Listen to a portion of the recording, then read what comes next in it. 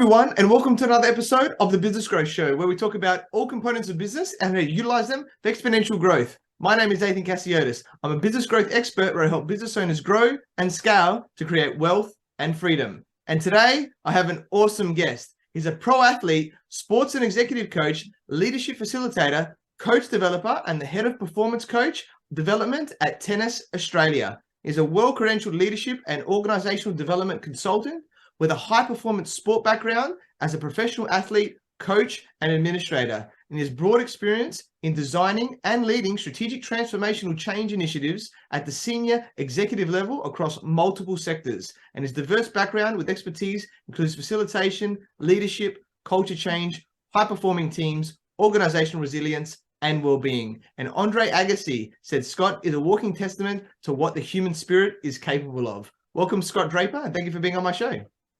Thanks for having me, Nathan. Great to be here, mate. Yeah, you're welcome, mate. I'm sure it's going to be an awesome show for everyone watching this today. And I'd love to get a quote from Andre Agassi, one of my childhood heroes playing tennis growing up. So that is very awesome as well, mate. So, you're a very successful entrepreneur. So for those people who don't know who you are, please introduce yourself by telling us about you and your journey. Yeah, sure, Nathan. So, look, as you mentioned, I was a professional athlete in tennis first. So I spent 12 years on the ATP tour and then went into golf for about 5. So I spent about 17 years as a professional athlete. I think that culminated, or that journey started coming from a family who loves sport. I'm the youngest of 3. My older brother and sister both played. My brother went on to, play at the Grand Slam level, got to about 150 in the world in tennis as well. So just having someone like him to look up to as an older brother was fantastic. And mum and dad played, my sister, as I said. So tennis was something I just kind of fell into and was lucky that I loved it and was good at it. And what an experience to travel the world, doing something you love, competing against the best people in the world. So, I pinch myself how lucky I am, from that respect. And then to have an opportunity to get into golf just because it was something that I think started after my first wife passed away in 1999. I spent a lot of time playing golf as therapy, and that sort of started this idea because I got quite good at it, that maybe one day I could turn professional at golf. And, the hard work sort of paid off and that transition occurred. And then, after 17 years of playing sport, my body had other ideas and, went into Tennis Australia, where I was lucky to start my work as a high performance coach and, work with the likes of Ash Barty as a developmental athlete, right through to Leighton Hewitt as a professional athlete.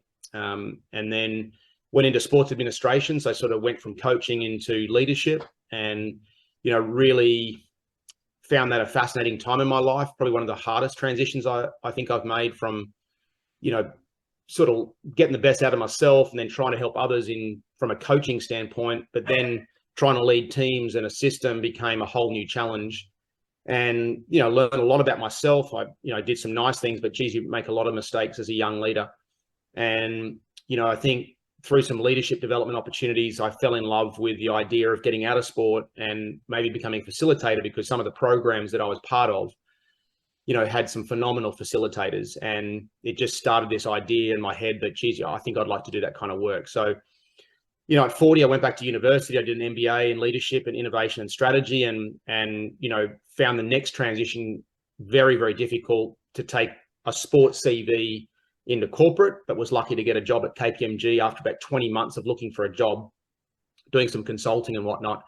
And KPMG was just a great breeding ground, to be honest, for me to see so many different organizations, whether it's federal, state government, through to corporates and private, just to be in front of senior leaders and facilitate and hear their stories, their journey, what they're grappling with.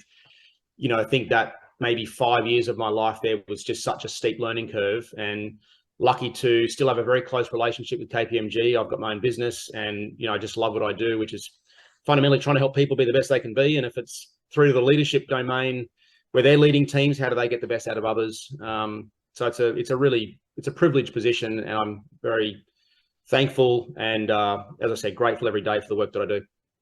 Yeah, awesome, mate. What a story, and so many different elements there of, how you've had to overcome challenges and, shape yourself into who you are today. I love that. And let's touch a little bit more on the sporting career, right? Like you've done very well, you know, pro tennis player and pro golfer, which not many people can say they're pro at two sports, let alone one there. So, you know, I've won many championships, but I haven't gone to the full pro level. So definitely take my hat off to you there.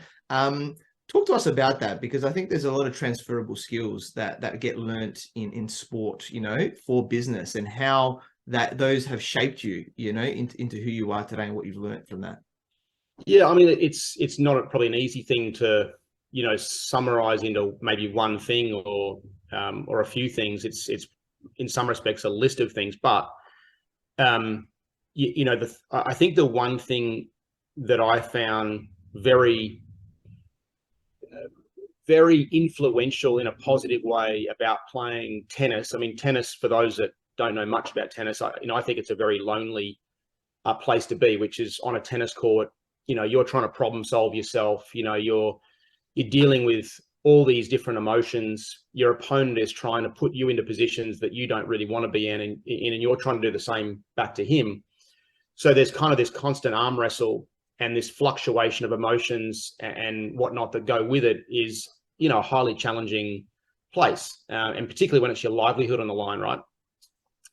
So for me, you know, some of the key things that I felt like were really useful, not just for tennis, but for life and for what I'm doing now, is, you know, really trying to figure out, one, how do you set yourself up for success? How do you, you know, I guess, maximize your current potential, but then always think about continuous improvement? Because, you know, if you're staying stagnant, you know, I think stagnant's going backwards, or staying the same is going backwards, because everything continues to get better. So this wrestle in your mind of you know, never being settled for where you are, but also, you know, maybe not putting too much pressure on yourself, but really enjoying the process and the journey that you're on, and redefining what failure really is about. Because, you know, sport is littered with this notion of failure, even though I don't believe in that terminology the way we think of it. If you lose a match, that's not failure. You know, failure for me, or my personal view of failure, is more when you're not necessarily giving your best efforts. You're not putting yourself out there, which is that idea of vulnerability. Because ultimately what you're doing is you're signing up, you know, to compete. And as part of competition, there's going to be a winner, there's going to be a loser. And that in itself is a vulnerable thing to sign up for. And so if you don't redefine or reframe what competition and failure and success is all about, then I think you're in for a pretty tough road. So for me, you know, sport taught me a lot of things, but really it's about, how do you wake up every day and work towards, you know, something that you're motivated to achieve, or to be good at, or what this vision for your future is, and how you can every day take those baby steps towards that. It's a highly motivating thing to do. And I think that aligns to a lot of things we talk about in business, and trying to get your best out of yourself and or your people or your team. Yeah, I love that. So true. So many awesome mindset things that you just shared there. And I play a lot of tennis and soccer, and yeah, tennis is definitely the mental game of yourself. Soccer is a little bit more fun, where you're in a team element as well. But yeah, tennis, yeah, I love that. So powerful. You know, what you just shared with us there, because it's so, you know, relevant for our life, you know, in whatever we do today, and keep growing ourselves. And so let's talk a little bit about transitions here, because, you know, there can be stages in our life where we seek, you know, professional transition. We want to go into, you know, down a new path. You've done many of these, you know, like in what's happened that you just shared with us on your journey. So tell us a bit more about this and what we should think about, you know, if we've got to make some big, you know, life-changing decisions. Yeah, for me, look, whilst, you know, the professional transitions that I've experienced originally were in the sport domain, I've found some of these principles or ideas very useful for any transition, for that matter. So, you know, if I go back to one of the first principles that I'd say is really useful when it comes to professional transitions, and it stems from a question that my first mentor, who was a sports psychologist, or he's a psychologist, that really was influential, or actually transformational, in terms of what he did for me. And one of the first questions he asked me was, you know, why do I play? This was when I was playing tennis. Why do I play? Now, you know, Simon Sinek has kind of made this question famous, start with why. And, I'm sort of, sometimes smirking at the idea that this is not a new concept, but it's a really powerful one. And so just start with that question of why do you do something? And if you're about to embark on any sort of transition, is it something meaningful to you? Is it talking to this sense of, this idea of purpose? Why do you get out of bed? How does it kind of serve you in a way that is highly motivating and you're contributing to the greater good, something bigger than yourself? And, I think that's the first thing that I learned about how do you make a successful professional transition. The second, I think, idea, and this comes from playing sports, because sport's a game. And I think that life and business is also a game. Now, I don't mean that word game as you're playing silly buggers, or you're trying to manipulate in a kind of surreptitious way, like you're playing a game. It's serious and it matters, but it is still a bit of a game that we have to play. And so the question I always tend to ask myself when I'm trying to move into a different domain or into a different role is, what is the game? What is the game that I have to play that's going to increase the probability of success? Now, that's going to require there's famous kind of leadership theories like get on the balcony, get off the dance floor. And in some respects, getting on the balcony is that idea of looking at the system, looking at what is going on. You're removing yourself from being in it to trying to understand, what is this system that I'm part of? What is the game that I have to play that is going to help me and others be successful and aligned to where we need to go in the future? So that was kind of a critical thing that, I feel helped me make many transitions successfully. And then I think another key principle is really, and I think this really helped me from my sport, is you're going to have to really sign up and have a go, right? Now, you got to test the waters. And if you're playing it too safe, you're probably not going to really understand what's working or what's not working. I just had an experience in the States where I did a study tour, and I went around many successful organizations, from Silicon Valley organizations to sporting teams, professional ones. And I went to Google X, and there's a guy there, Mahesh and Chris Wanathi. I can't exactly pronounce his name, but he leads Project Tara at Google X. And I met with him, and the interesting thing about that experience was they're trying to solve some of the biggest problems in the world. And in his case was trying to connect 3 billion people on the planet. And so, one thing that I was fascinated about with him is that they really embrace failing fast. They give 100% attention to the biggest problem that they're trying to solve. It's 100% focus and dedication towards solving it. And if they don't have momentum around it, fail fast, go to the next idea. And where I'm going with this is, when you're making professional transitions, if you aren't willing to really be vulnerable and give it a red hot go, then I think you're going to not experience that fail fast, which is absolutely necessary to find momentum and the right path in whatever you're doing. So that's another key lesson that I've kind of taken from, professional transitions. Yeah, I love that. The fail fast analogy is a great one there, to get all into it, because either you succeed or you learn, right? And then you can work out, is that the right way, or do you need to change a little bit? So that's really performance. And I know a big thing about what you do is sustainable performance. In a way, is like to redefine high performance, right? Because some people can get burnt out a lot. You see this happening a lot, especially post COVID now with these hybrid working things. But even just generally about how we're operating. So tell us more about sustainable performance. Yeah, I've got really fascinated with sustainable performance, because high performance it's, I wouldn't say easy to achieve, but it's far easier to achieve high performance than to sustain it over a longer period of time. And there's lots of reasons for that. And I suppose I've just got fascinated being around high performance as long as I have, and to see high performance get thrown around so much these days is like a common word. And, I think it's important that we understand, one, what high performance is actually all about, and then maybe take stock and think about is what I'm doing or what we're doing sustainable? And so if I was to use, some basic kind of sporting analogies, whether, I've been lucky enough to play Roger Federer and Rafa Nadal, and, I've played in a sport where Tiger Woods plays, but I never got the opportunity to play with Tiger Woods. But, I've certainly competed against the best in the world in a couple of sports. And there's certainly behaviors that high performance people possess. And I've noticed this across sport and business. I think things like really clear on this idea of mission or a goal, like trying to be really good at something. I want to win a grand slam, or we want to increase our market share, or we want to, whatever the mission, the goal kind of is.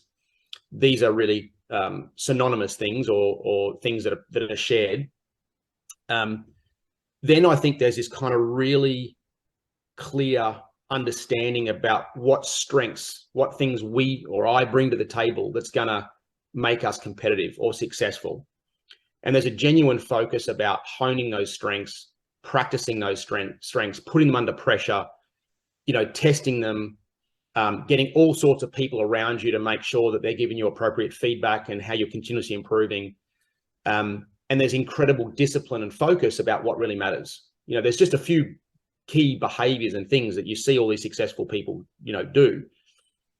Where I'm kind of going with this is, even though you have performers like that, or high performers that have these wonderful attributes, it does not necessarily mean that you're going to sustain performance. Now, in the sporting domain, we've seen Tiger Woods and Novak Djokovic, for example, in two different sports, struggle when their personal life is in disarray.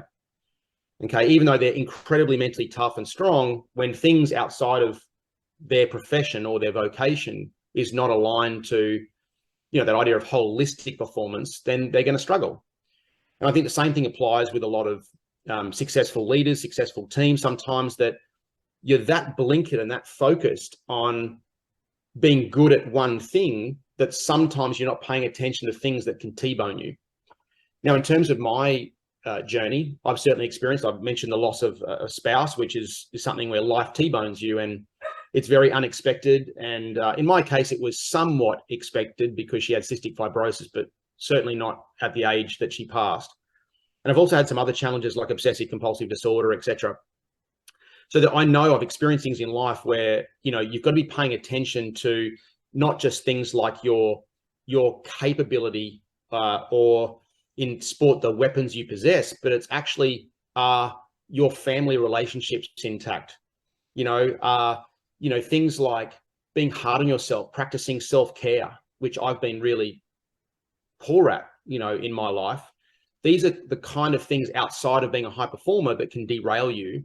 And they're the things that will not help you sustain it. So I guess that's the background. But what sort of transpired in the last, few years for me is I've got fascinated as to some similar themes that I've experienced in rooms with leaders. And those themes are four things that have been consistent for me. One is reactivity. So most people, and this is not going to be like, shocking for people to realize, but they'll go, oh, that actually makes a lot of sense. So reactivity is one, where people are feeling like they're just getting up and it's getting a lot of work done, but it's reactive to the day because all these tasks come into your inbox. It's the emails, it's the to-do list, it's all those things, which drives the second thing, which is inefficiency. So people are feeling like they're doing a lot, but they're not necessarily getting a lot of momentum or traction. So they're spinning their wheels, they're the rat on the hamster wheel kind of thing. The third is disconnection, which is either disconnected from yourself, you're not doing all the things that matter to you, and or you're disconnected from people that you care about because you're so busy at what you do. The fourth is probably the most common, which is fatigue. Nearly everyone I'm dealing with is tired or stressed or overwhelmed, just not feeling like they're coping as well as they possibly could. So these four things, reactivity, inefficiency, disconnection, and fatigue, I've kind of got fascinated about, well, what are some of the things that we could be doing a better job of that would support us to be more proactive, more efficient, more connected, and energetic or energized, which is all the antithesis of those words that I've basically just gone through.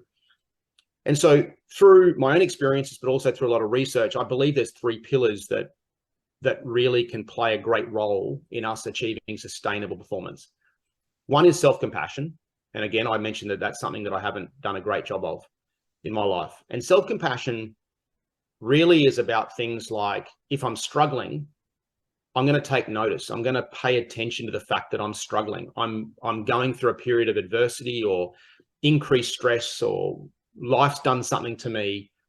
And it's about taking notice and actually doing something about it proactively. Like, I'm going to take care of myself right now. I need more support. I need to do things for me that's going to help me cushion the blow, work through this. It could even involve things like your inner coach, because we know our inner critic's incredibly strong. But practicing self-compassion is incredibly important to deal with life adversity, stress, whatever it may be, and change. So that's the first pillar. The second thing is purpose. And, I feel like a lot of people go to work and they're doing it often because they're serving others, which is a great purpose. I'm not saying it's not a great purpose, but it's kind of like Groundhog Day, and they're not totally clear about the future state and why that could be meaningful. And what are the kind of beliefs and values that drive me? It's this idea of having your own individual culture, and really being clear about who you are, the path you're on, and how that's serving you to be the best you can be, to help others be the best they can be. So purpose plays a really incredibly powerful role for me. And the third is energy. So are you looking after yourself just from the basics around exercise, nutrition, sleep, which brings you all that kind of physical and mental and emotional energy that you need? Maybe you're practicing mindfulness, doing some gratitude, all the practices that we know are going to help us be more energized at an emotional and or a physical level. And then I guess the question is, how do we use that energy to be effective? And it's hard to use that energy to be effective unless we're really clear on what matters. And so these three pillars of self-compassion, purpose, and energy, I guess, is something that I've become very fascinated with, and run many programs with senior people and teams around how they can, I guess, lead self before leading others, so that you're maximizing whatever potential you have to be the best you can be, and hopefully sustain that over the longer journey, because high performance behaviors alone don't mean that you're necessarily going to be sustainable. Yeah. Awesome, mate. That's such a powerful section there. And I especially love the section around energy and self-care side, because I know that's been a big thing for me. And I think it's a big theme as well for a lot of people this year. And, one thing that I do as well is cold showers every morning. And I find that just resets, the autonomic nervous system and everything else. And it's really powerful. It's just having all these little tools, right, in your tool belt, I go for a walk down to the park and, just get out so that I can clear my head, in the afternoon or whatever it is for you. So I love all these things, like the gratitude you mentioned, and all of that in our routines, so that we can be our best where we need to be to help others. And it's finding what works for you, right? I mean, you've just articulated a few things that work for you, and even a shout out to Chris Hemsworth and Limitless. I don't know if people have seen that, but he was big on the cold showers and whatnot, and maybe those that find Chris Hemsworth attractive might need a cold shower after checking him out too. I love it. Yes, great show.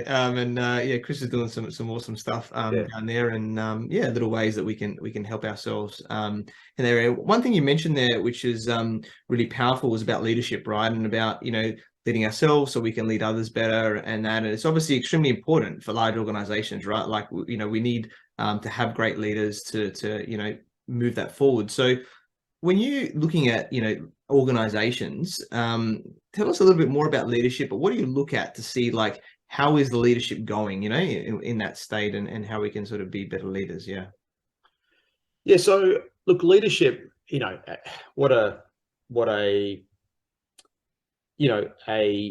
I guess a simple but yet complex verb. It's a doing word. And to be an effective leader is not that simple. As I said, when I first went into leadership, I think I did a lot of good things, but I look back and I have some cringe moments, about what I did. And it's not ill-intended, of course. It's just, inexperience. It's not being aware of, I guess, your impact on others, which I think ultimately is the litmus test for a leader. you know, I sometimes think about a wonderful question that I discovered or learned through a friend of mine who went through a Harvard Business School leadership program, and they bookended the program with a question. And the question was, you know, how do other people experience themselves when they're in your presence, right? So we talk a lot about, you know, emotional intelligence, and there's other tangents of that. I mean, Harvard's even done some stuff around the decency quotient and a range of things, because ultimately you want to be kind, right? You want to be caring, kind, trustworthy. People want to feel like they're safe, you know, and they're also motivated to go towards this kind of future state that this leader has hopefully inspired, but has got a lot of buy-in from the team around that direction, so that we're all swimming in the same, you know, current, so to speak. But what I think, you know, is really tricky for leadership and leaders is really being adaptable. And this talks to the sustainable performance elements, right? Because if you get, even for a moment, a little bit too blinkered and focused on a direction without taking yourself out of that direction and kind of checking on, how are we going? How am I going? How is this team going? Are we still doing everything we can to make subtle or needed changes because the context or something has shifted a need for us to be different?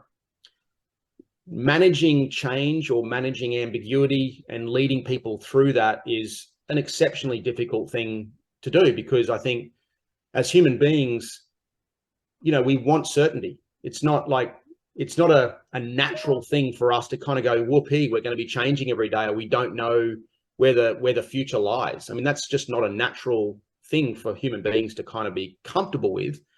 But you can certainly get very comfortable through practice to actually deal with that more effectively. And leaders have a responsibility, I think, to get people used to feeling that discomfort.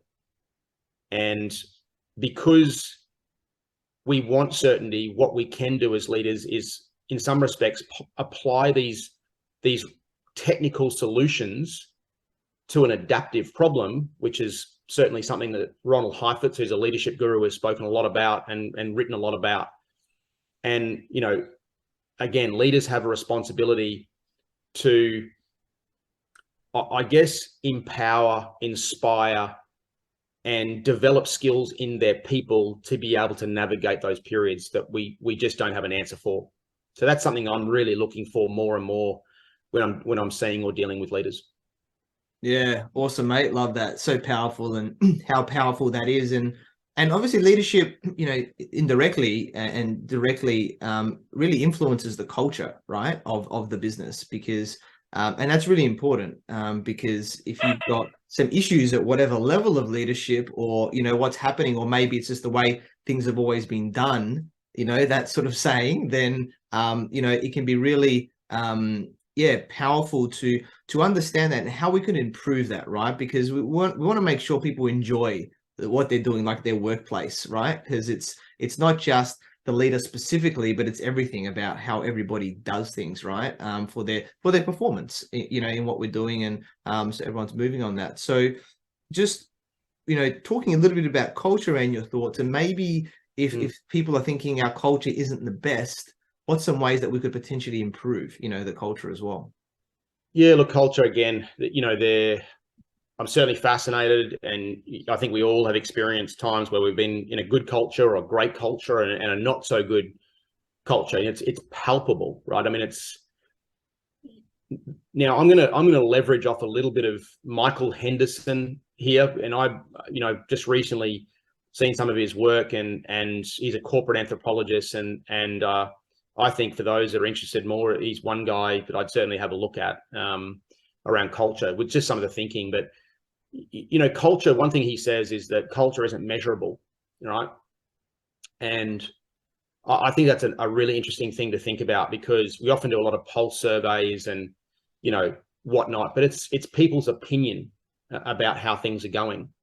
But I think culture is something where you can't really measure it because there's so many different facets of culture within a business, particularly if it's a larger organization. Like there isn't just one culture, right?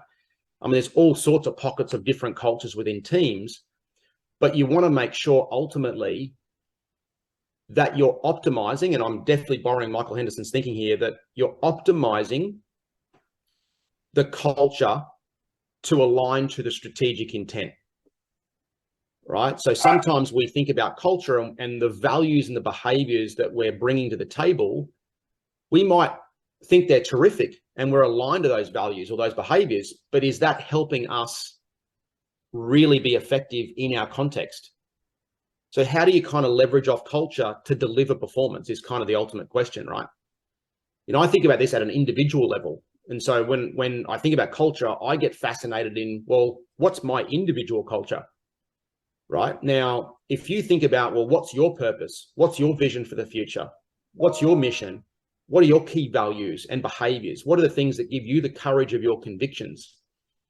You know, if you can't answer that yourself, then, well, it's pretty hard to align yourself to an organization because, well, if I don't know the connection between what matters to me and what matters to this organization and my place in that, well, that's going to be a pretty tough road for people as well.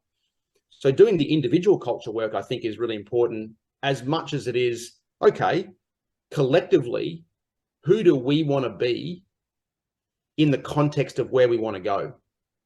And it's working on it every single day. It's not something you can do in a workshop and go, oh, we've done our, you know, our purpose and our values and our behaviors, put them on a wall, and that's it. We see it in 6 months or 12 months time and check in. It's a living and breathing thing every single day that you have to pay attention to. Yeah, awesome, mate. So powerful there, and so true. And I love the individual culture first to really align, and then you can align yourself to that and really build that with, you know, the organizations that you want to be working for or leading, depending on, you know, if you're the business owner as well, to making sure that's happening in your business. And, you know, one other big topic is resilience and well-being, right? In the big topics these days in business. And a lot of people are telling me with the new generation, the younger people, that they're not seeing this as much. Like I remember when I was growing up, and probably with you, we sort of had a bit more of that ethic, right? Where we would be like, okay, I want to work a bit longer hours. I want to prove myself to management so that I get these things, right? Whereas there's a little bit more, you know, wanting things now, right? That they don't want they want, you know, that element of these people when they're not willing to really necessarily, because of the market, it's just easy to get stuff. It's, you know, it's a talent market right now. So they don't have to work hard necessarily to get something. So they're just wanting everything. They want pay rises in a year. They want, you know, everything now without actually having to build the resilience and going, I need to go through some tough times, because when it happens, you know, they're not as well equipped, right, to be able to deal with those adversities, with the, you know, the resilience they need, but also having the well-being as well to build that at the same time. So I'd love to hear your thoughts around this, about what you're seeing, and maybe some ways of how we could, you know, build our resilience and focus more on our well-being. Yeah, this is such an important topic, Athen. And, you know, I guess I'd start with just, let's define resilience, because it is different to mental toughness. And I think most of us know that, but sometimes people are surprised when you talk about this. So mental toughness, just to be clear, is what you do or the strategies you adopt in the face of adversity. And resilience are the behaviors and things you do to bounce back from adversity. Now, it's important to note the difference between the two. So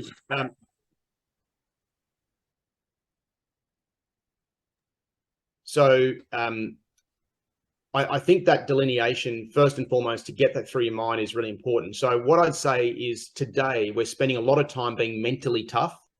We push through the days, but we're not doing enough to actually bounce back from what we've experienced, which is where the recovery thing comes in, or strategic recovery, these types of ideas. This is what's going to help you bounce back as behaviors, okay? Now, in terms of some of your thoughts about, you know, perhaps the younger generation and whatnot, yes, instant gratification is definitely a thing. And I even think about ChatGPT, right? So learning is increasingly becoming less messy in some respects. So what I mean by that is the answer is often at the click of a button, whether it's Google, ChatGPT, whatever. So we're not necessarily experiencing kind of this messy learning, discomfort. I can't figure this out. And the experiences emotionally that you get with that, right? And so what I think this is doing is it's decreasing our ability when poo hits the fan, when we're out of our comfort zone, whatever it is, to actually cope, because we haven't learnt the strategies along the way that's going to help us either be mentally tough in the face of it, and then once we've experienced something really difficult, bounce back from it. Now, the next part of this is resilience alone is not enough. Now, what I mean by that is you can be a resilient person, meaning I've had a really tough day or a tough period. I'm doing all the right things from a behavioral perspective to help me bounce back. But in that period where I was struggling, I couldn't perform. Now, a higher level of resilience is this idea of robustness, or even anti-fragility, which, Nicholas Taleb, who wrote The Black Swan, Nicholas Taleb Hassan, I think I've got that right, wrote The Black Swan, talks about anti-fragility. Now, where I'm going with this is that the ultimate goal for all of us is, if we're struggling, we're still able to perform. Because if you think about even tennis, for example, if you are dealing with adversity and you can't perform through that adversity, well, you're going to lose every single time. Same thing in life. If you can't deal with adversity and still perform at the level you need to perform at, you're not robust. Now, that's a practice, but it's also about doing the things that will help you as a human being bounce back. So we are an anti-fragile system. If we go to the gym, we lift weights, we get stronger, but we have to recover because we can overtrain, right? So there's this kind of balance in my mind between doing the work, getting out of your comfort zone often enough, throwing yourself into chaos, putting yourself in the jungle and trying to survive. That's really important, but you also need to do the work to bounce back from that. And if you're not doing that, you will burn the candle at both ends and you'll become increasingly less and less resilient. I think about one nice kind of analogy or thought in your mind. If you think about us as this idea of capacity, what's our capacity? I believe we have two responsibilities in the domain of capacity. One is, if you think about ourselves as a vat of water, right, a cylinder of water that's kind of flexible, we want to increase the size of that capacity. So build a bigger engine. That's the first responsibility. The second is to pay attention to the waterline. So if the waterline gets too close to the top and life T-bones you from the side, then the water's going to spill over. That's burnout. That's worse, right? So if we increase the size of that cylinder, right, we've got a bigger engine, the water rises slower, so we can absorb life and stress more effectively, as long as we're monitoring it. If we don't monitor it and actually keep that waterline down through sleep, exercise, nutrition, mindfulness, whatever it is, to manage that adversity, then we're going to find ourselves, no matter what, spilling over at some point. Yeah, awesome. I love that. So powerful. Those different elements that you just mentioned, and what we need to be thinking about to build that, bounce back from that adversity, but also be able to deal and perform in those times. Really powerful. And one big thing for me has been coaching, mentoring, throughout my life and business, through, from a sporting element, obviously that I played sport, but also in business with my coaches and mentors, and, from a mindset as well as business perspective to help me learn and grow. I'd love to hear it from your perspective. So how important has coaching, mentoring been for you, and what it's helped you to achieve? I think it's absolutely critical. And I, sometimes use the idea that Roger Federer has a coach, right? So what I'm saying there is that even the best in the world have people to try and get better, right? Now, who is it in your life that is helping you get better? Because I don't think we can always just do that alone. One of the biggest surprises for me was going from a sporting context into a business context where you have your annual or biannual performance discussions. Like, to be honest, that's a joke. If that's all that's happening, you're having 1 or 2 conversations a year about your performance and how you can get better, that is just nowhere near enough. In sport, you're doing it multiple times a day.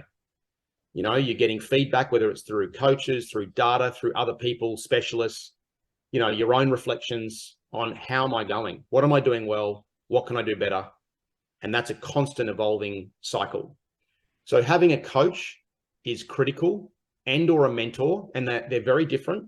So just to make sure people know the difference between a coach and a mentor A mentor is someone that is sitting on experience that they can share through their own experience, storytelling or other means, to help you in your current context. It's more of a telling conversation. The mentor's telling you about your experience, or their experience, to maybe see if it can resonate with you. A coach is not doing a lot of telling.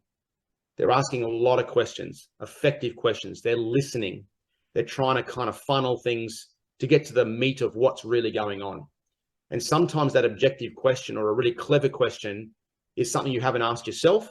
And that's where the self-reflection or this idea of like, ooh, aha moments, I haven't thought of it that way. Okay, so what might that mean? You know, if you were to think about, you know, taking the first step towards making a shift in that area, what would that look like? What might be difficult about that? How will you navigate that? What support might you need? You know, coaches are going to do a great job of surfacing, I guess, those important things that perhaps you haven't thought of or you've got a blind spot on.